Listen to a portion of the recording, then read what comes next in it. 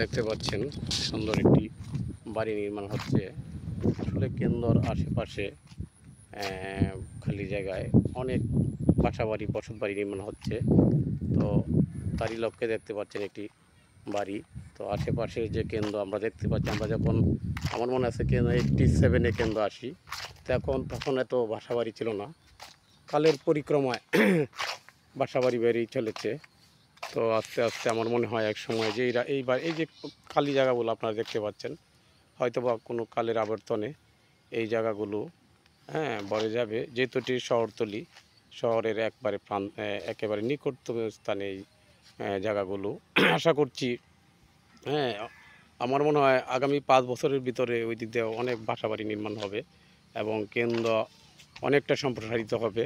আর কেন্দ্র আপনারা জানেন একটা বড় উপজেলা, সেই হিসাবে ওইখানে চতুর্দিকে সম্প্রসারিত হওয়ার মতো জায়গা আছে। বিশেষ করে অন্যান্য উপজেলা যেটা দেখা যায় আশেপাশে নদী, কিন্তু দৃশ্যটা এরকম নয়, যেন আশেপাশে নদী সেরকম না।